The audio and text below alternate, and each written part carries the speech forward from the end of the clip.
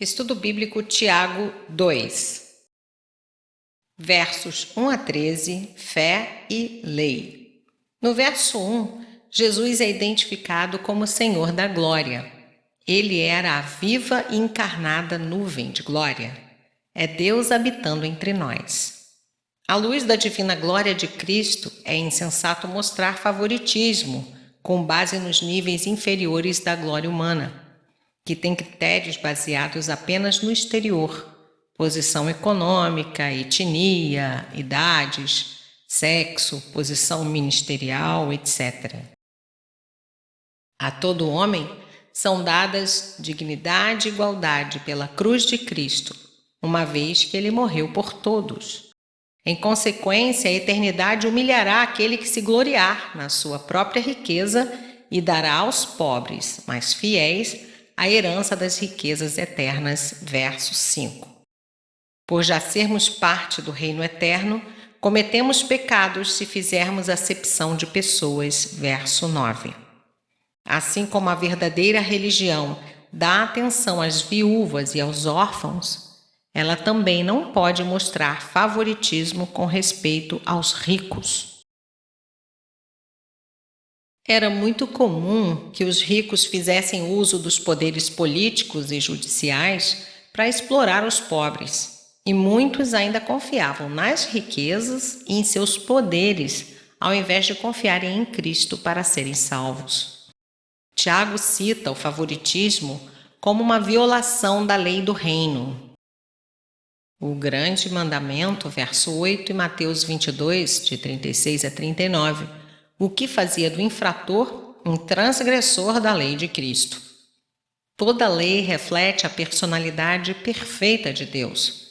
Então, qualquer violação da lei se constitui numa transgressão contra ele, um pecado. A completa impossibilidade de guardar a lei de Deus em todos os pontos, muito especialmente na forma interna que Jesus a interpretou no Sermão da Montanha, nos força a confiar para a salvação naquele que perfeitamente cumpriu a vontade de Deus e oferece sua justiça para nos cobrir. Hebreus 7, versos 26 e 27. Nele a misericórdia de Deus triunfa sobre o juízo que merecemos. Verso 13. Pela misericórdia de Deus, seremos julgados com base no mérito de Cristo.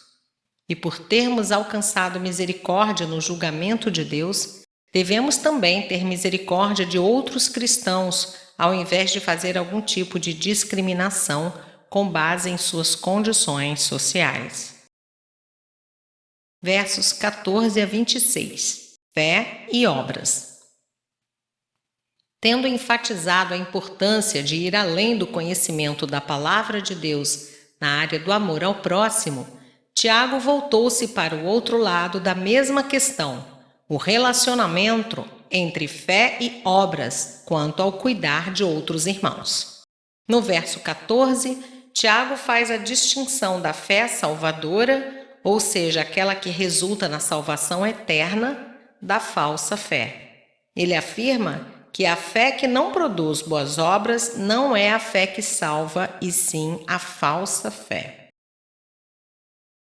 Se não manifestamos as boas obras que se originam da nossa fé em Cristo, então não temos uma fé salvadora. Lutero dizia que a fé salvadora é uma fé viva. A imagem de fé morta não se refere a uma fé que pereceu, mas a uma fé que nunca teve verdadeira vida dentro dela. Tiago nunca afirma que as boas obras nos podem salvar. Ele assinala claramente que a fé viva e real, verso 17, se manifestará sem falta em obras, Efésios 2:10, tal como a vida no corpo se manifesta na respiração, no bater do coração e em outras condições. Precisamos lembrar que Deus pode ler o coração das pessoas, 1 Samuel 16:7. Mas a única maneira pela qual a humanidade pode ver o coração de alguém é pelo fruto que a pessoa produzir. Provérbios 20:11, Mateus 7:16.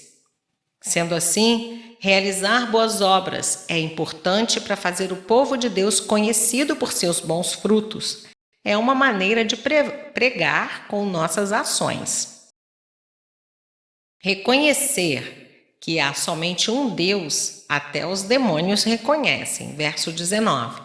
Mas servi-lo requer uma confiança e uma entrega pessoal, um desejo de fazer a sua vontade e ser submisso a ele. Tiago citou Abraão como exemplo de uma pessoa que foi justificada pelas suas obras, versos 21 a 24. Isto é, quando Abraão realizou a boa obra de Gênesis 22, ele cumpriu as expectativas criadas pela declaração de sua fé em Gênesis 15, verso 6. À vista de Deus, nenhuma das nossas obras é digna da justificação definitiva. Somente o mérito de Cristo é eficaz para justificar e salvar. Hebreus 10, verso 10. A afirmação feita por Tiago não está em conflito com Paulo, que cita Abraão como aquele que foi justificado pela fé. Romanos 4, versos 1 a 3.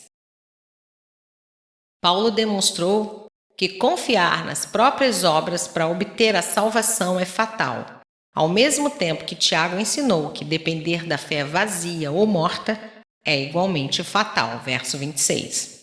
Assim como aconteceu com Abraão, as ações de Raabe demonstraram a autenticidade da sua fé, verso 25. Praticar boas obras é uma consequência de termos fé num Jesus que é perfeito e cheio de boas obras, afinal somos imitadores dele.